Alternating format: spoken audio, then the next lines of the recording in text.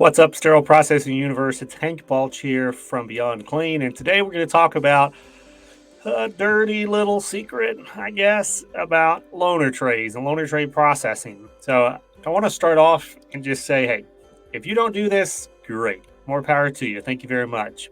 But let's not act like there's no one in the industry that does it or hasn't done it, or that there may not be team members in your department that are tempted to do it. And because of that reality, I felt like it was important to make a quick little video to say, hey, we know what's going on, and let's all band together, just be transparent and say it's not okay, and we're not going to keep doing it. So here's what I'm talking about.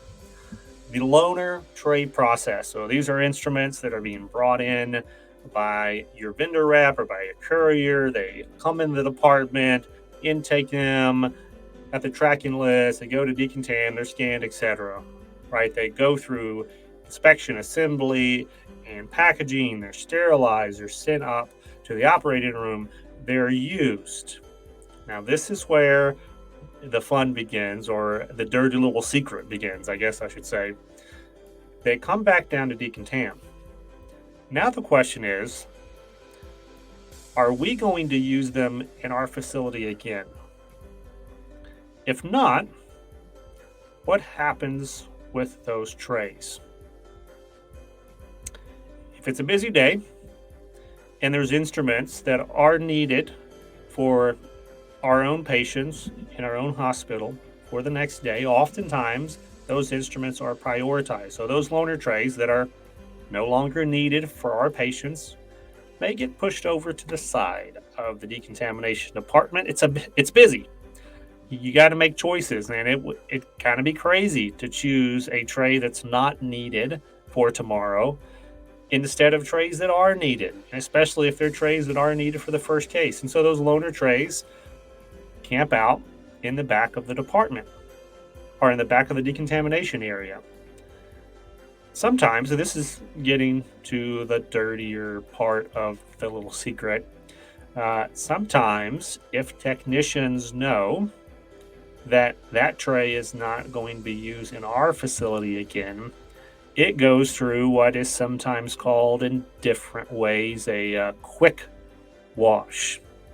Now, this is something that, because the tray is going out, is not going to be used on one of our patients at least, we kind of short circuit the cleaning process. Maybe it doesn't soak all 5 or 10 minutes that's required by the IFU. Maybe every device is not as thoroughly inspected and brushed underneath the water as it should be. Maybe it skips the ultrasonic stage and goes directly into the automated washers.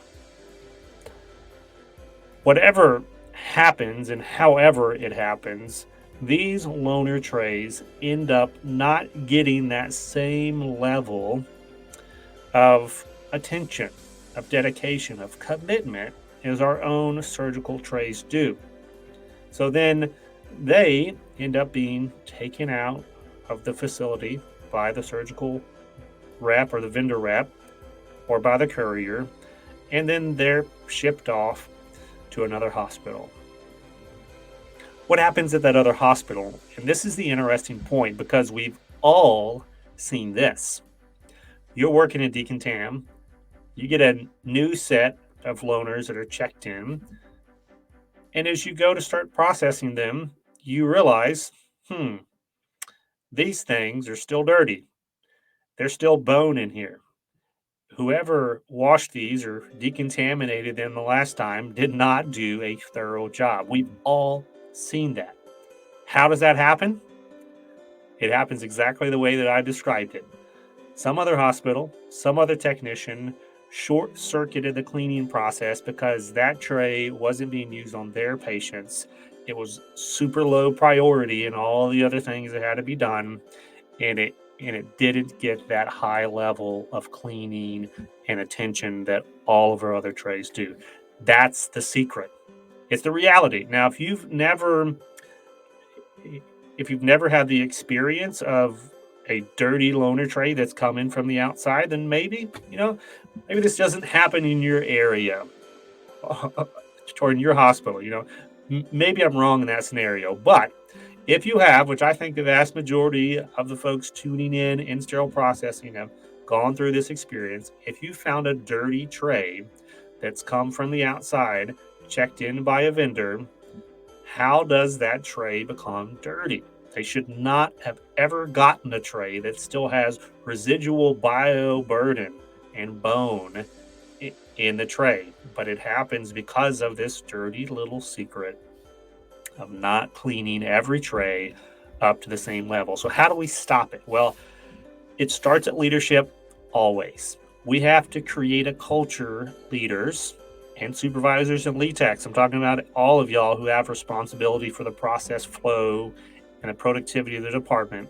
It starts with you realizing that loaners, whether they're needed for the next day or have already been used, all must have the same level and time allocated to that cleaning process.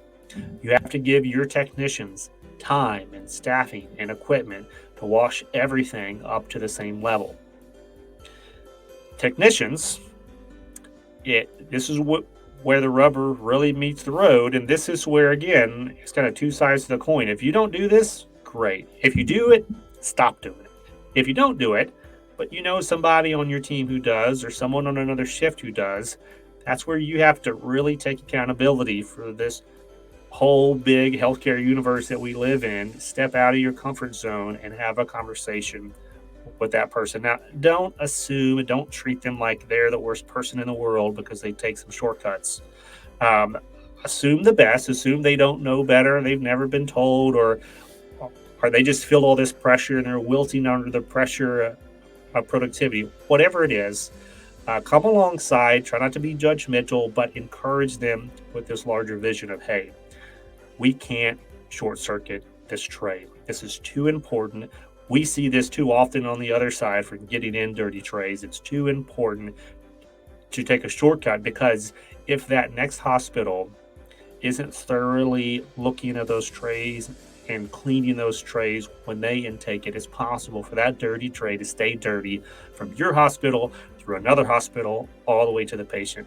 Those things happen. We have to work together as a team to stop it in their tracks. So leaders, we need you to create a culture that understands this dynamic, and technicians, we need you to stand up individually and as a team, hold each other accountable to stop short-circuiting this. Now, there's one more group in this equation, and that is our vendor reps.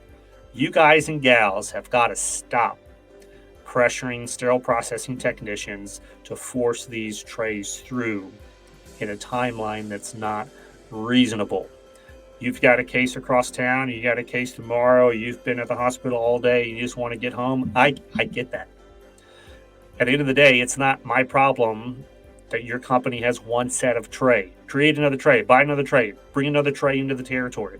Do whatever you got to do, but you can't short circuit the cleaning process, because if you do, you're going to get a dirty tray, and no one wants or deserves a dirty tray. So reps, cut us a break, give us the time, work on your own logistics, but do not try to force this process through, because if you do, we've seen time after time, this is what happens. The tray stays dirty, and this whole cycle of risk begins again. So that's the dirty little secret. Agree or disagree, I want to hear from you in the comment section. Have you seen these things? And do you have any other solutions besides what I've listed today for how to stop it? And be honest with ourselves, with our leaders, with our technicians, and our reps to, at the end of the day, protect our patients. That's all I got for this video, guys. Thank you for tuning in. And until next time, keep fighting dirty.